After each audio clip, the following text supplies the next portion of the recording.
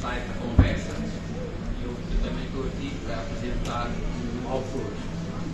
Para mim é imenso porque é difícil encontrar uma pessoa que eu acho tanta graça como ele. Eu aqui é muito difícil encontrar uma pessoa tão engraçada como ele.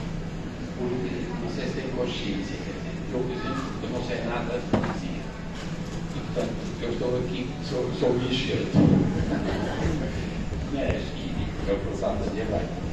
Mas eu tenho uma coisa que ele também tem, que é, nós somos médicos e cada um de nós, ele é cirurgião plástico, eu faço diagnóstico mecânico, e depois ele tem esta coisa que é uma qualidade notável, que é ser um poeta. Eu, por exemplo, a única coisa que gosto é ser professor. Portanto, e o que é que eu acho muita graça nisto? É que eu com ele, eu comecei, eu não gostava muito de poesia. Eu tenho sempre muito medo, porque minha mulher está cá e já disse, você é muito abrutalhado. O que é verdade. E, portanto, eu estou a dizer sobre o livro, mas eu geralmente não gosto de poesia, nunca aprendi. O que é o problema sempre da aprendizagem, para mim, é o que é muito importante. E eu passo a minha vida, continuo agora ainda velhinha, a mesma coisa. Eu queria muito aprender. E eu, por causa dele, ele começou-me a mandar livros, e até já nós tivemos, depois você pode contar isso, eu tive em várias circunstâncias, ele até foi muito simpático. Eu tive o ABC há 5 anos, e ele mandou-me um livro dele. E eu já gostava muito dos poemas dele, e eu treinei a minha aprendizagem pós-ABC com o livro dele. E não sei se estão consciência que para nós que somos médicos e que temos essa mania que somos alguma coisa da neurologia, eu aprendi muitas coisas com o ritmo dele, a escrita dele, a simplificação, que é muito importante, porque ele escreve coisas que se percebem muito bem. E, portanto, só para dizer, estou a apresentá-lo, ele ganhou o prémio Pessoa e é um excelente. Eu apresentei uma vez em Caminha um livro dele que tinha gostado muito, e o Francisco Viegas disse uma coisa: ele era, nesta altura, o melhor poeta português. Eu não sei se é ou não é, mas sei que ele é muito bom. E eu tenho aprendido muito com os livros dele.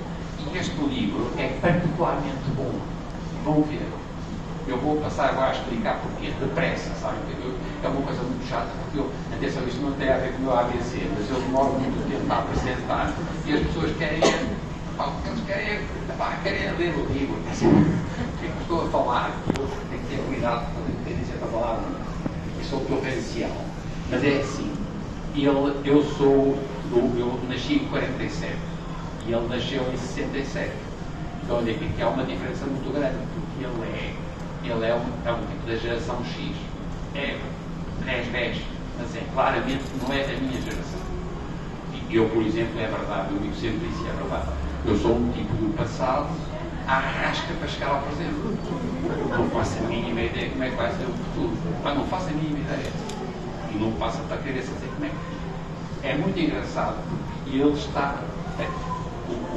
O João Luís está, nesta altura, está a ter uma visão extraordinária do que é aquilo que nós hoje chamamos o antropocénico, o antropoceno verdadeiro, o que é um poeta do antropoceno. E é notável, porque ele conta muitas histórias com que eu aprendi muito. Ele é muito culto, é muito interessante, porque ele é muito culto, e portanto ele tem, embora esteja permanentemente no presente, porque eu acho que vocês querem coisas do presente, mas sempre com uma composição muito recuada e até com recursos, vocês devem recorrer ao Virgílio e ao Geócrito, por exemplo, no poema estupendo. E para a frente ele tem uma coisa que é muito engraçada para mim, que é a noção de que ele tem ternura pelas pessoas. E isto, como é que ele, sendo uma pessoa do presente, fala nas coisas do passado, mas quer pensar o futuro, como é que ele faz isto com tanta ternura. E eu tenho a certeza, por exemplo, já agora ficam a saber, ele tem muitas coisas, já nos outros livros dele ele tem poucas plantas, digamos que tem poucas plantas, bem também agora, as plantas são completamente já estão paradas, é o grande problema. A grande diferença entre as plantas e os animais é que as plantas estão paradas e os animais mexem-se. Isto modifica tudo. E ele tem muitas coisas com muita graça. E, por exemplo, ele tem um poema com a topeira, que é extraordinário. E tem uma coisa que ele tem que é ternura. E reparem que ele é um homem grande, cirurgião plástico, e tem imensa ternura. E já pouco. E eu aprendi imenso com ele, por exemplo, uma coisa que ele também tem e que é muito rara. Pelo menos para mim, que bom, eu realmente sei que eu sei muito pouco de poesia, mas com ele aprendi, por exemplo, ele está permanentemente numa atitude que é simultaneamente racionalidade reflexiva e racionalidade instrumental. E usando sempre coisas, instrumentos do dia-a-dia. Você utiliza como ninguém coisas que parecem banais e você utiliza esse aspecto instrumental, mas introduz sempre uma reflexiva, uma racionalidade reflexiva que, por exemplo, faz com que eu perceba muito mais coisas. E isto ele faz permanente. E faz isto. E fez uma coisa já agora também, que eu vou confessar-lhes. Ele dividiu o livro, que eu vou ter que dizer rapidamente, porque é que ele lê os poemas. Mas ele dividiu o livro em 4 partes. Que pôs uns nomes tão compostos que um deles eu não sabia o que é que aquilo significava. Foi bom daquilo. E ele arranjou, e portanto significa a ideia de que ele começa por uma coisa que é um tempo que é agradável. Depois é o tal que eu não sabia o que é que significava, mas que também tem a ideia de que ele está a ver se continua a não perder a beleza das coisas. Ele depois tem o tempo, a ideia de o tempo que escapa, e depois acaba, claro, com o carpe diem, que é o clássico, que é muito aquilo que é aproveitar tudo o dia-a-dia, ser todo dia. Eu, por exemplo, para mim, que tenho 75 anos, eu, por exemplo, fiquei muito tocado os poemas da sua terceira parte. E é muito interessante, porque eu tenho um poema sobre o comentário de um velho, que é extraordinário. E ele tem isto, e eu também, portanto, isto passa alguma outra coisa que eu gostava de saber como é que ele fez isto. Se esta organização em 4 partes corresponde, se quiserem assim agora de uma forma metafórica, são as nossas próprias estações, a partir da adulto. Ele não entra dentro da adolescência, porque já era adulto, mas depois tem isso até à velhice. Assim como também tem alguma ideia metafórica das estações. E ele usa isto muitíssimo bem sempre. E a minha pergunta é o seguinte: ele contou-nos, reparem, isto tem muita graça, ele diz que escreveu os poemas entre 2020 e 2022. Corresponde exatamente ao período do confinamento. Ele diz muito bem, escreveu no Porto, escreveu em Bernardo, escreveu em várias cidades estrangeiras, aqui e acolá, e nós recebemos com este título, o Aberto Todos os Dias. Tem muita graça porque é a única referência a Putin. Portanto, todo este livro, ele faz uma passagem do confinamento, ainda é pré-guerra, mas ele já fala na maldade de Putin, que é muito interessante, percebe o que vem a acontecer.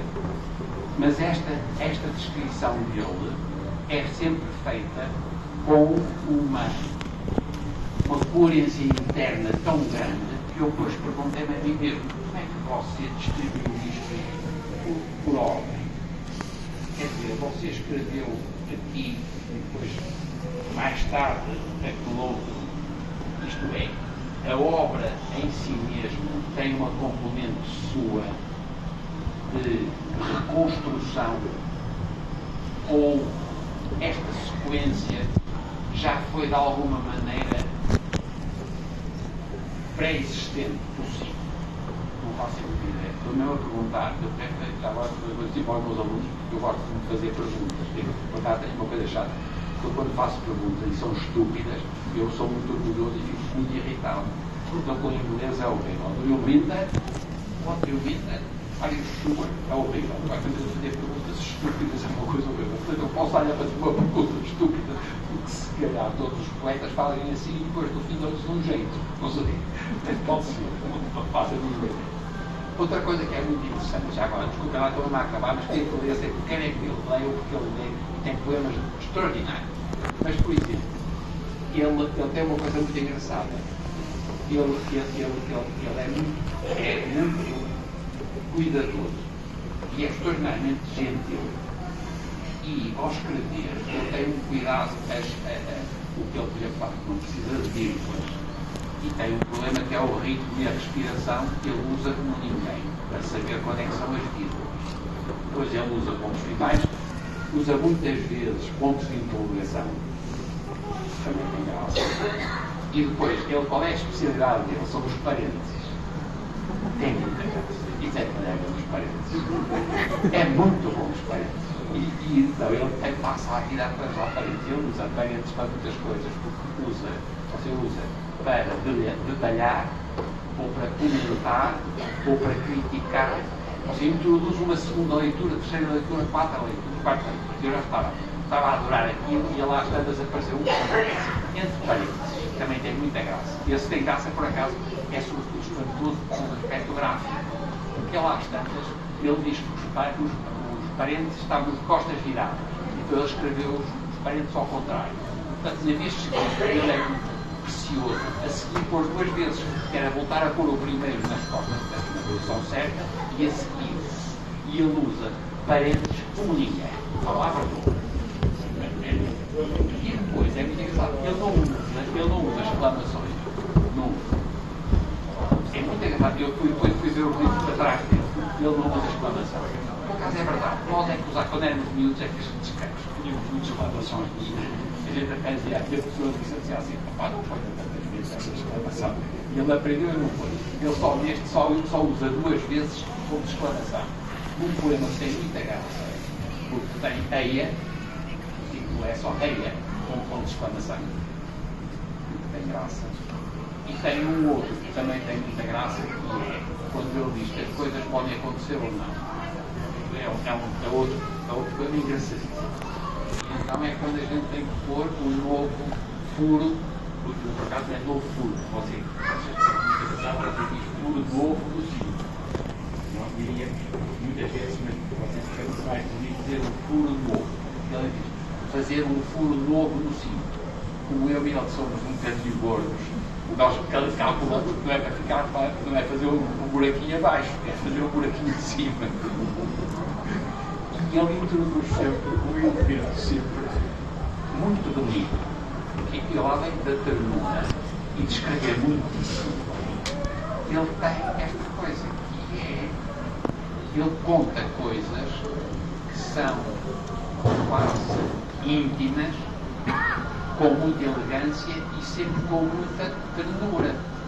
E, portanto, e agora temos este problema com as crianças que não podem ser gordas, nem feias, nem não sei o que. Agora, é para ele vai ser estupendo, porque ele não tem problema nenhum. Ele tem um cuidado na linguagem.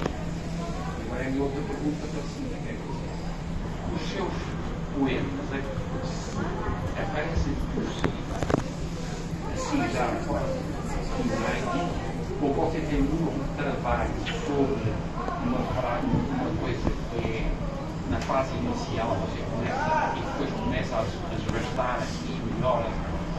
Eu acho que é interessante perguntar isso, se calhar é uma coisa que a pessoa não deve perguntar, mas eu gostava de saber que tipo de série é que sai assim, quanto tempo é que ele demora a fazer, a procurar, porque ele não, atenção, porque ele não usa palavras difíceis. Ele usa sempre uma língua muito correta, mas muito coloquial. Portanto, ele nunca introduz coisas difíceis.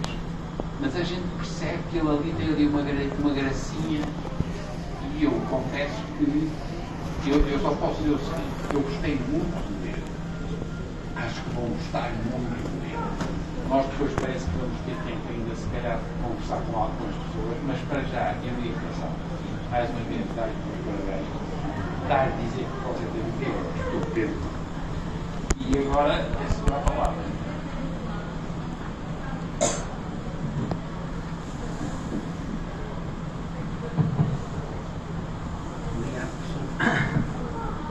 Muito obrigado a todos.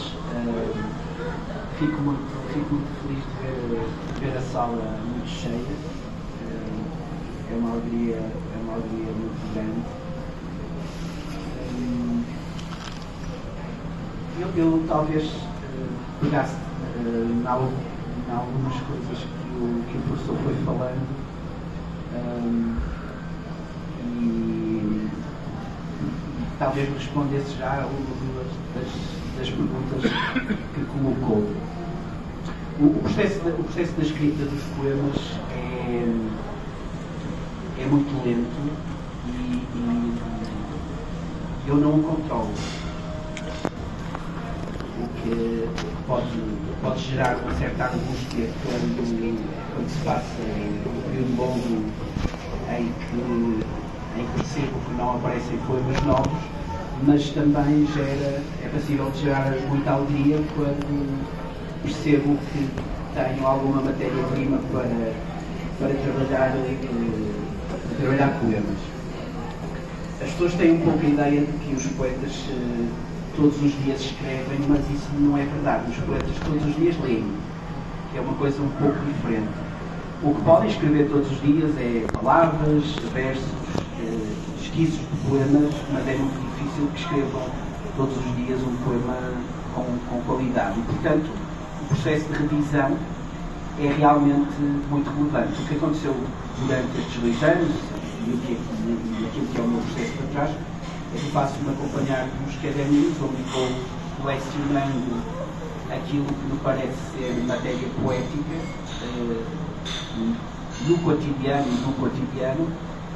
e quando a inspiração surge, a linha dada, falava de Valéry, quando surge essa linha, eu tento agarrar o primeiro esquiço do poema e há outros períodos, há outras fases mais adiante em que me sento, por exemplo, num café e trabalho já não o real, já não comendo o real, mas trabalhando a matéria-prima que tenho nos cadernos e, portanto, no fundo, estou a trabalhar uma representação do real, imagens que tenho escritas.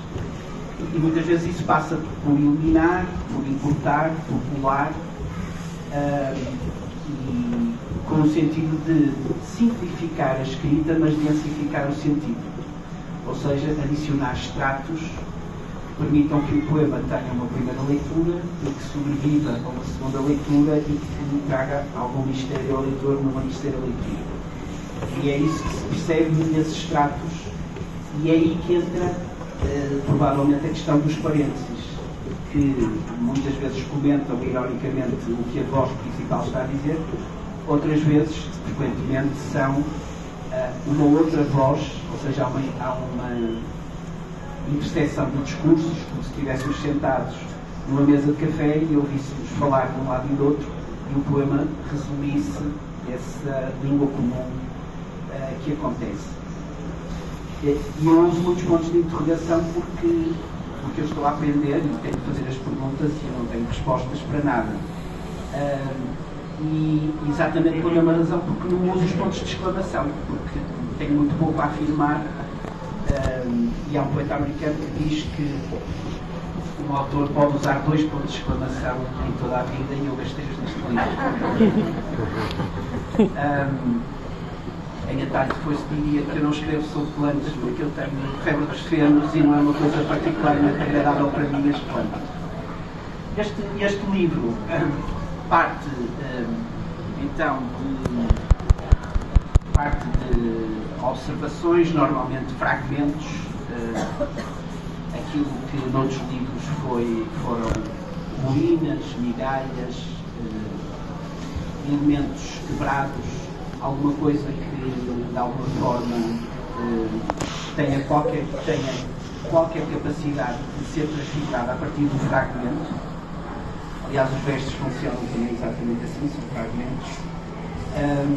E tem essa particularidade que o professor também referiu, que é uma hipotipose de convidar o leitor a participar também da escrita do poema, ou pelo menos a ser parte do poema na justa medida em que um autor não pode de maneira nenhuma controlar qual é a resposta que um leitor irá ter ao seu poema.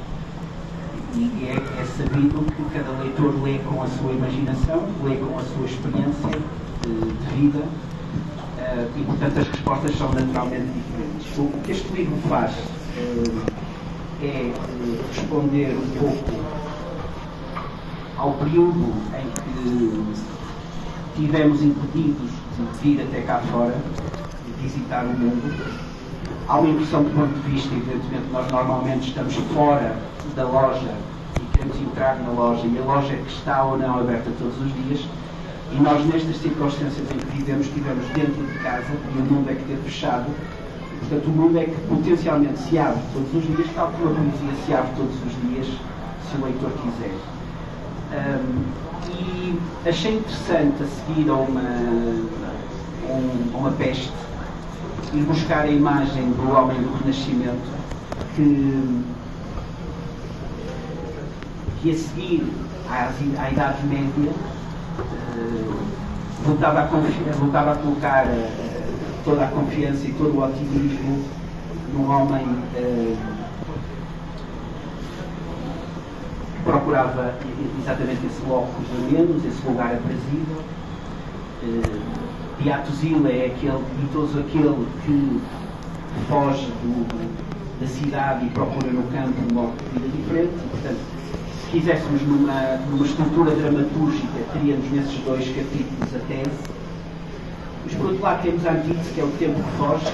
Portanto, há um lugar aprazível, que é um lugar que pode não ser necessariamente um lugar romântico, pode ser para um poeta uma mesa de café, onde ele se senta entre ócio e ofício a escrever o seu poema, pode ser uma paisagem mental, mas claramente que o tempus fugit funciona aqui como um relógio que conta e que passa e que contabiliza os dias em que o homem está nesse lugar aprazível, e portanto funciona como antítese, seria o segundo ato no teatro. E temos um terceiro ato que faz a síntese entre a tese e a antítese, que é o Carpe Diem. Então, se existe um lugar, mas o tempo conta, vamos então aproveitar cada dia. Os poemas são escritos durante um ano e meio, e há um momento em que este livro tem 40 poemas, há um momento também para responder à questão que o professor colocou, há um momento em que eu percebo que tenho 30 poemas, 32, 35 poemas, e tento perceber através do arco do tempo, sempre cavalgando o presente, como me disse há bocado, tento perceber pelo arco do tempo qual é que nome vou dar ao livro. E arrumo os poemas que escrevi durante esse período nestas 4 cortinas. E a partir desse momento em que tenho a estrutura do livro, em que tenho o título do livro, há um retoque final de mais 5, 6, 8 poemas que são escritos por essa estrutura. São normalmente os poemas de síntese que vão fechando o tema. Portanto, não parte de uma ideia específica, porque acho castrante e acho que é limitativo para a interpretação do arco do tempo.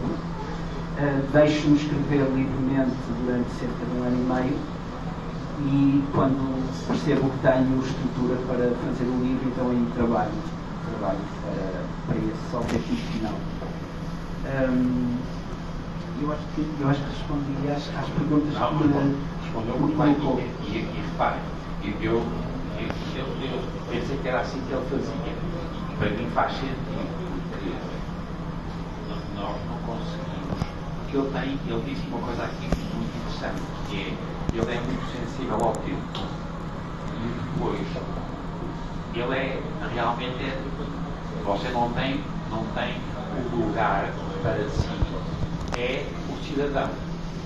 Portanto, não está a fazer uma coisa que, embora diga, por exemplo, também um poema muito engraçado sobre Moledo, tem muita graça, mas, e aí sim, esse é claramente regional, local, mas a maior parte não, seriam em qualquer sítio. E você é muito sensível ao tempo. E outra coisa que ele é, e eu já disse, eu já tinha dito isso, para mim é extraordinário, é porque ele progressivamente, porque eu realmente li os livros dele todos, e por causa até da história do ABC, depois revi todos os livros, não sei o que, para aprender, mas ele tem tornado o leitor mais cúmplice. Portanto, o que é muito engraçado, eu não sei se é, e é, depois a gente pode seguir, porque eu gostava muito que ele lesse alguns poemas que ele tem comigo, porque ele é poeta, mas eu gostava de que ele, repare, que ele, não é que ele vai ser no futuro, ele atingiu um ponto de cumplicidade com o leitor muito grande, e sem recorrer a truques baratos, mas nós estamos sempre a participar nas histórias. Você agora tem às vezes o leitor da última página. Para mim, é muito interessante, porque eu sou muito sensível também ao tempo. E claro, sou muito egoísta, é o meu próprio tempo. E eu estou a ficar muito velhinho. E a minha pergunta foi fazer, portanto, é assim: como é que um poeta envelhece? Percebem o que eu digo? Eu sei como é que um patologista envelheceu. Não foi bom, já agora. Mas como é que envelhece um poeta? Concordar.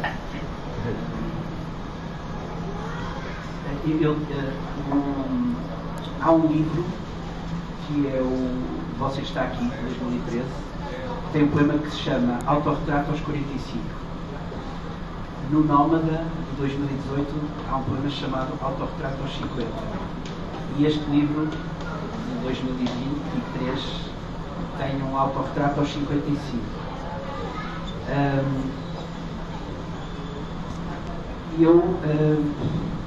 A resposta que lhe dou é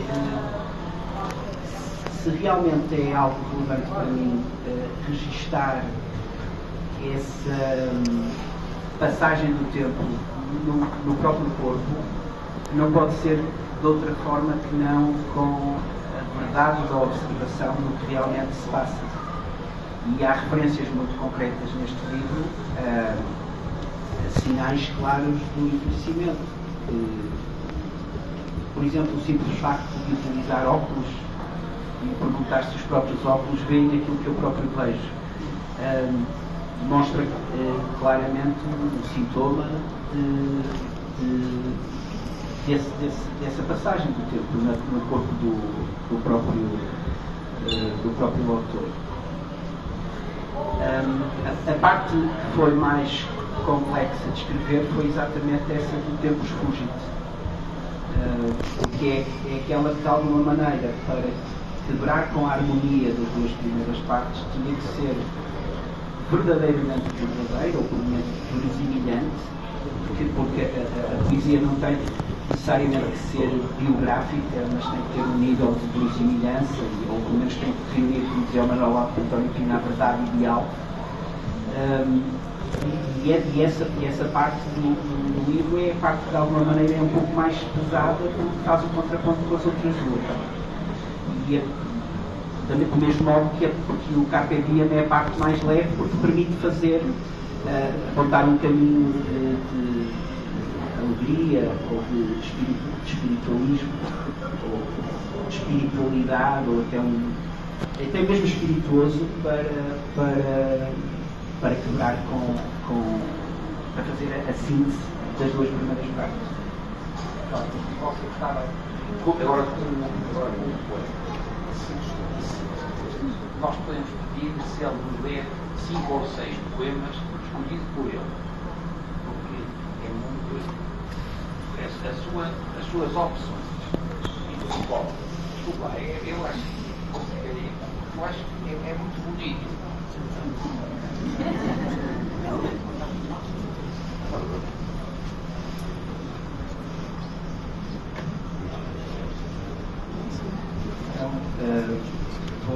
Vou ler por ordem, utilizando exatamente o facto de existir esta estrutura dramaturgística.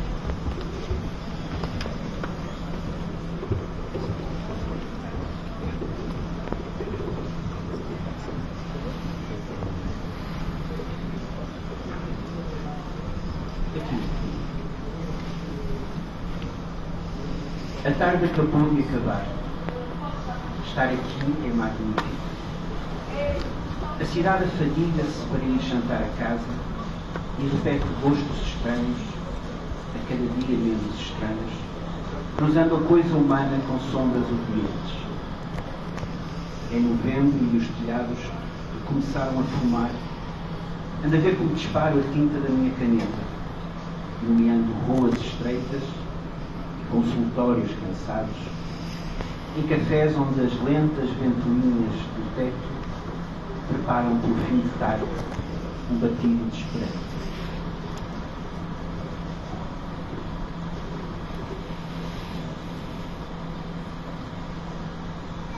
Desculpa lá, prepararam o batido desesperado.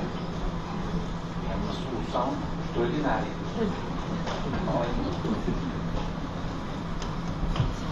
Dúvidas que persistem depois de reler o Gênesis.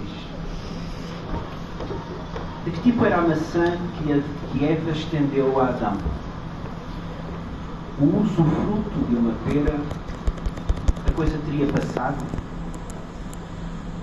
Uma dentada frugal vale por um fruto inteiro? 2 ou 3 copos de cidra Deus ter-se incomodado? E ainda que mal pergunte, desde quando os répteis falam? O mal foi morder o fruto ou provar do conhecimento? Não seria o próprio Deus disfarçado de serpente? Ao menos a maçã de Eva pedia uma segunda dentada.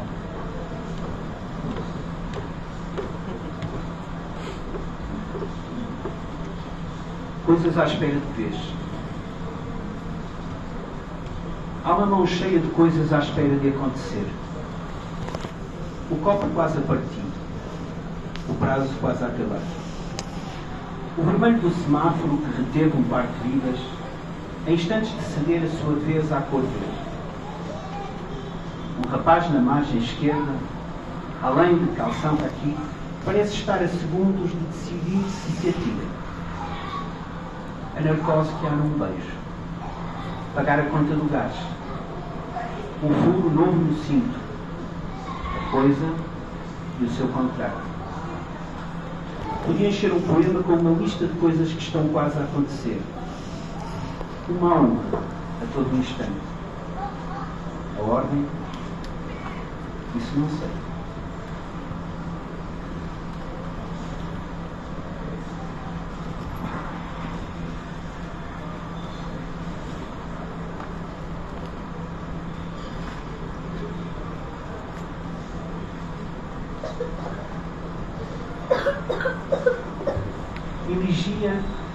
Elegia ao inimigo.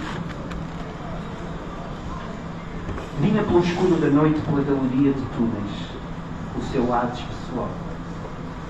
Pequena desilusão acordar pela manhã e ver os montículos de terra semeados pelo jardim. Topeira filha da puta. Eu arrastava a mangueira até ao cume da lura e usava o jato d'água para alargar o orifício e escurar a armadilha. Uma de cada abertura. Depois, em sottovoce, aguardava o estalido. Às vezes um espasmo de vento ia disparar a mola e eu corria ao engano somente para retirar e rearmar a armadilha. Tardes e tardes nisto. Até que aquilo estalou. Não esse timbre metálico de arame contra plástico, mas esse outro baque seco de vértebras aveludadas presas numa guilhotina. Pobre topeira e cinza. Remorsos são o sal do rio, só abundam no final. Agora olho o jardim sem as pequenas colinas e sinto falta dos montículos. Estranho ver a sua ausência. Sinto falta de um inimigo. Ao menos sabia de onde vinha.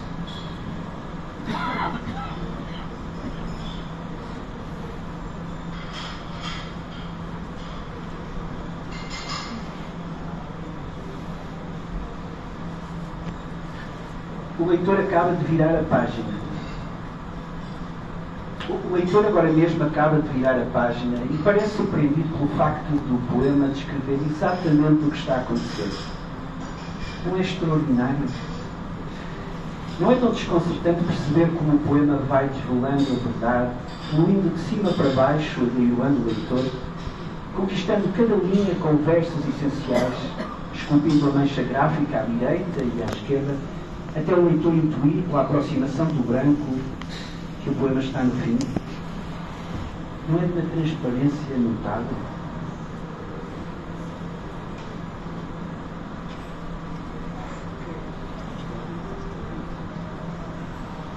Comentário sobre os velhos. Eu escrevi este poema depois do que aconteceu naquele lar no Alentejo. Isto seria um deles, a Lisboa a falar. Comentário sobre os velhos. Alguém tem de ir à frente, a ir a alguém que vão os velhos.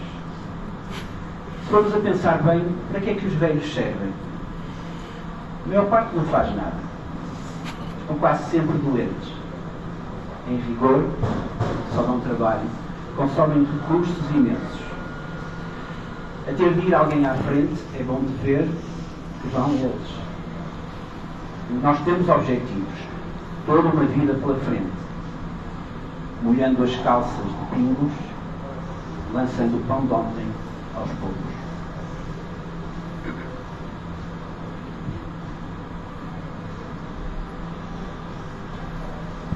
O incêndio. Alguém tem de amar o banal. Alguém tem de tratar disso. Os rostos que passam idênticos como os pombos de uma praça. A mala que apenas fecha se alguém se senta em cima. Insetos suicidando-se contra o brilho dos faróis. O apetite da ferrugem nos portões da avenida. Alguém tem de amar o vulgar. Falar do que é ordinário.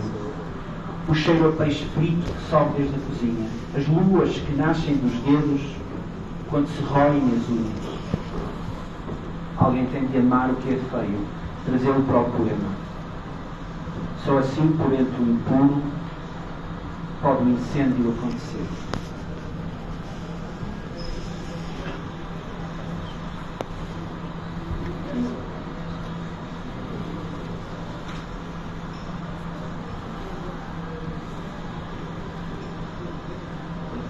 O título deste poema é uma pergunta. Gostaria de partilhar comigo o resto da sua vida? Gostaria de partilhar comigo o resto da sua vida? Para responder sim, marque 1. Para responder não, marque 2. Caso pretenda tempo para pensar, marque 3. Para responder aleatoriamente à pergunta formulada, marque 4. Caso pretenda apoio técnico acerca da vida a 2, marque 5. Para ouvir o significado da palavra partilha, marque 6. Para transferir a pergunta para o seu melhor amigo, sua melhor amiga, marque 7. Para obter um comparativo entre as opções disponíveis, marque 8. Para escutar a mesma pergunta em italiano ou em francês, marque 9. Se lhe basta o som da minha voz, a minha presença deste lado, o modo como digo bom dia, marque o canto da página, regresse amanhã ao poema e comece tudo do início.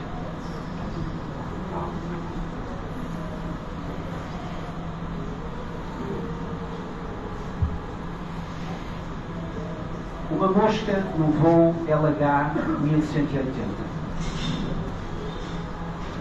Uma mosca no avião, a mosca vai adorar Portugal. A barriga dos banqueiros, a careca dos caciques, a virilha dos vendidos. O aroma de executivo é quase meio sustento para os de classe económica. Bom seria, leitor, se não fosse necessário escrever este poema. Se não fosse necessário perturbar-te a anomia, aí no sítio onde estás, no parapeito das pálpebras, indiferente a quase tudo. Porque um poema, leitor, exige de ti pensamento, e que fácil seria para ti um país sem pensamento. Abririas a boca de espanto, na boca entraria uma mosca de patas sujas.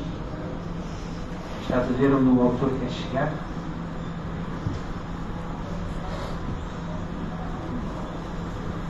Olha mais dois. Aberto todos os dias.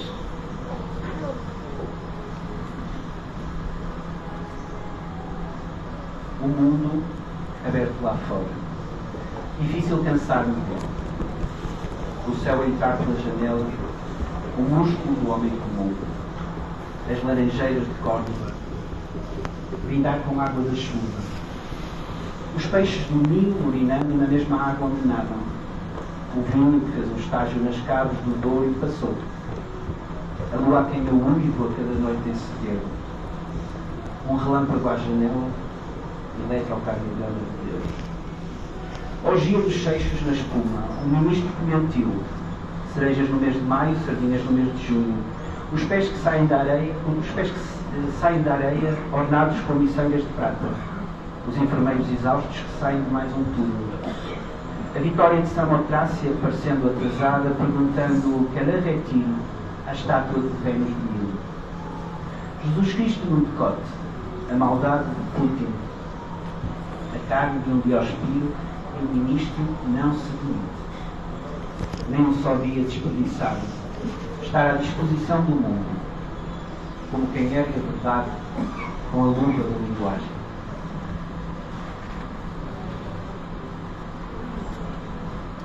Para terminar, um poema curtinho, nota sobre o visível.